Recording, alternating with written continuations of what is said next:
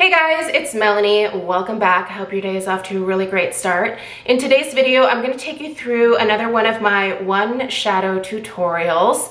A couple of weeks ago, I shared a tutorial featuring the Charlotte Tilbury Eyes to Mesmerize in Oyster Pearl. And this video seemed to go over really well with all of you. So I'm going to show you another quick tutorial today, but we are using a pressed shadow, specifically an eyeshadow single from Sydney Grace. I'll show you that here in a second. But yeah, if you missed this video, I will link it in the description box down below.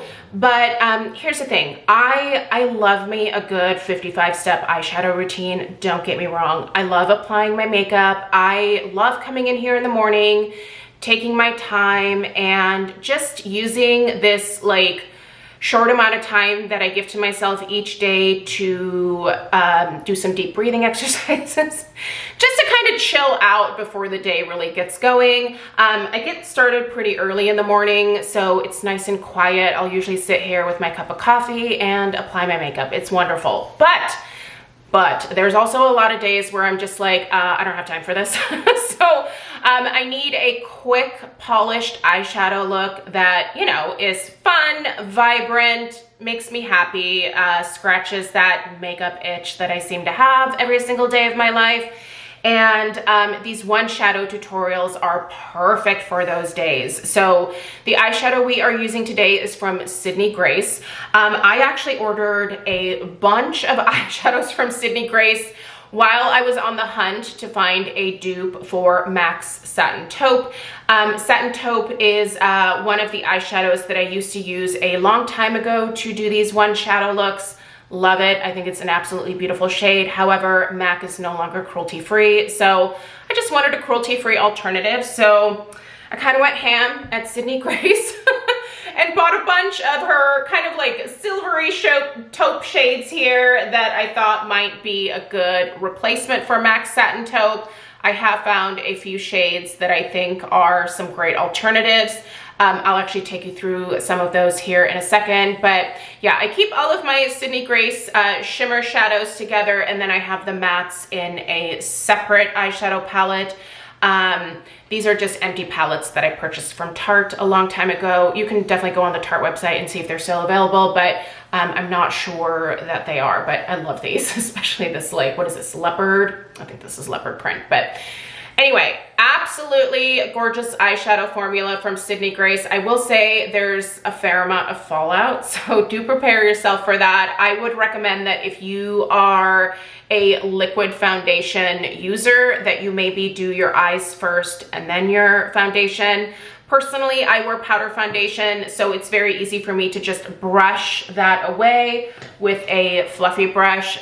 This one here is from BK Beauty, but yeah, it just very easily gets rid of any of the fallout that can result from these particular shadows. But you guys, these are fantastic, and the price point, they are under $7 each. So you can build a really beautiful eyeshadow palette with, I don't know, whatever Sydney Grace shadows that float your boat, and have a palette that is perfectly curated to your needs. So anyway, I'm gonna take you through just a few of these shades. The shade we're using for the tutorial today is the shade Peace, this one right here. Sorry, my little square is moving all around, but that is Peace. So this is the one that I'm currently wearing. But some other ones that you might want to check out if you are also looking for a satin taupe dupe, check out Troops. Troops is another great silvery, plummy taupe shade. We have Tiara here. This one is a little bit more, has a little bit more bronze in it, I feel like. That one there. We have Glitz and Glamour. This one is really, really beautiful. There's Glitz and Glamour. And then this one here is probably the deepest. This is the shade Rover. Very, very beautiful. And then one more because I can't help myself. These are so pretty, you guys. This is the shade Immortal. Immortal might be another one worth checking out as well. So these are all quite similar. Definitely check them out on the Sydney Grace website. I'll have it linked down below. But yeah, lots of really great silvery taupey eyeshadows to review from Sydney Grace. I'll go ahead and list and link what I have on the rest of my face in the description box down below. But without further ado, let's go ahead and get into this quick tutorial here. I do technically use 2 other eyeshadows, but that is for liner purposes. I don't like pencil liners. I don't like liquid eyeliner, and with my oily lids, it just works a little bit better to use a powder. So that's what I use. Use whatever liner floats your boat. But anyway, check out the description box for everything else, like I mentioned, on the remainder of my face here. But you guys, let's dive into the tutorial. All right, friends, we're gonna go ahead and recreate the look from my left eye on my right eye, and we're going to accomplish this just using the Sydney Grace eyeshadow single in the color Peace. This is a close-up of Peace here. You can see that this is a very nice purpley, like silvery taupe type shade. It does remind me quite a bit of MAC's Satin Taupe, which is what I used to use in the past to get this easy one eyeshadow look. However, MAC is no longer cruelty-free, and if you follow my channel, you know that I prefer to purchase cruelty-free products when it comes to the fun, frivolous, unnecessary stuff like makeup. Sydney Grace has a lot of really great kind of silvery taupes available in their collection. So this is trying to find a dupe for MAC Satin Taupe is actually how I ended up with all of these like silvery taupes here in this palette. The Sydney Grace eyeshadows in general, I think, are just wonderful color payoff. There is a fair amount of fallout, so just kind of prepare yourself for that. But in terms of the color payoff, the lasting power of these shadows, especially when combined with an eye primer, which is a must for me and my oily lids, I just think these are fabulous shadows, and they are, I believe, they're definitely under $7. I think they're maybe like $6.50, somewhere around there. So I think that's a fair price point for an eyeshadow single of this quality. So this eyeshadow look here can be done under $10. So let's hop to it, you guys. Let's go ahead and apply this shadow. First of all, I'm gonna make sure that that is out of the frame here. You're gonna wanna take just a flat shader brush. This one here is from Zoeva. It is their Luxe Classic Shader. You're looking for kind of a flat brush like this. That's really gonna give you the best color payoff here. And you're gonna pack some of that onto your brush. Now I wanna show you that when you first grab these, they kind of, they're a little, I guess, chunky, you could say. There you see it on the brush. But once you place this on your lid and kind of smooth it out, these are a dream to work with, you guys. So first thing I'm gonna do is get the bulk of that color on my lid and then start working it from the inner corner towards the middle where I first placed it. Hold please, I need to readjust. Then take a little bit more and just keep packing that onto your lid. I'm getting quite a bit of fallout right now, so I just know that that is a thing with these. Just is how it is. But I can easily brush that away. So I'm just gonna kind of layer that up until I get a really nice opaque look. If you wanna do this a little bit faster, you could definitely use your fingers, but I don't know, I really do like how the shader brush lays the product down, and then I can just kind of smooth it out like that. I have quite a bit of fallout here, so bear with me. I'm just gonna leave that for now. The next thing I'm gonna do is take a blender brush. This one is from, oh my gosh, this is a Sigma. This is the E25. Is Sigma still around? Do you guys remember when Sigma was like the biggest deal here on YouTube? But anyway, this is a Sigma brush. I'm gonna use this blending brush here and dip it into the shade Peace. So I'm just kind of stippling that on there. And then I'm going to go ahead and, just because I like showing this in action, I think it makes such a difference. I'm gonna tap that shadow into the bristles so that it kind of floofs up through the bristles as I'm blending. So bringing up a little bit more of that powder to blend in. It just kind of prevents that initial splat of color that you then have to sometimes work forever to buff out. But anyway, let's go ahead and I'm gonna take this into the crease, and I'm just gonna use this to kind of define the crease a little bit. This is definitely a lot of shimmer. I realize that most people like to put a matte shade in the crease, but I'm trying to keep this as easy as possible. And this definitely is the quickest, easiest way for me to get the most, what do you want to say? I can get a pretty look very quickly with this, if that makes sense. So anyway, I'm just looking to kind of blend that crease out a little bit so there's no like harsh line of like shimmer, if you will. Next, I'm gonna go ahead and try to get rid of a little bit of this fallout. And the way that I like to do that is I like to use a fluffy brush. I use powder foundation, so this works really well for me because my skin never really feels sticky. So I can actually really quickly pick that up and just brush it away. And then if I have to, I can always go back in with my powder foundation brush and just kind of clean that up if I need to. But for the most part, that works really well for me. So all of that fallout is now gone.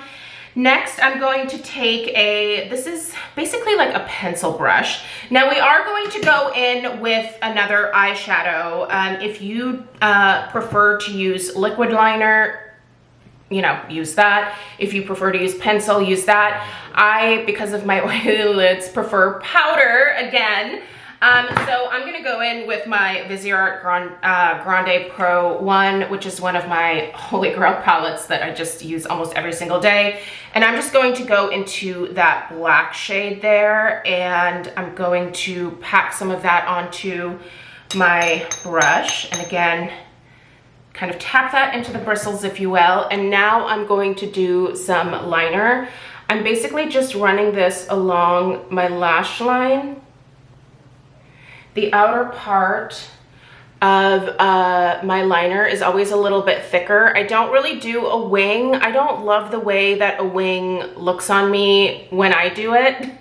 When I've had my makeup professionally done and, you know, a makeup artist does the winged liner, I always like that a little bit better, but I feel like, I don't know. I don't love it when I do it on myself, so I hardly ever do. Anyway, I'm gonna go ahead and deposit some more of that onto just the lash line. And as I go in towards the inner corner, I'm kind of thinning that line out just a touch to where by the time I get to where my lashes end, the line kind of becomes non-existent. So thicker towards the outer part, thinner towards the inner corner.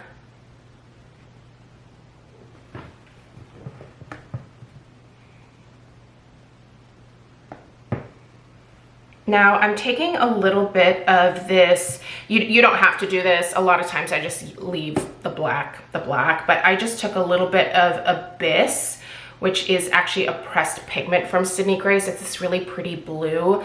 I just put just a touch of that on, you can see there.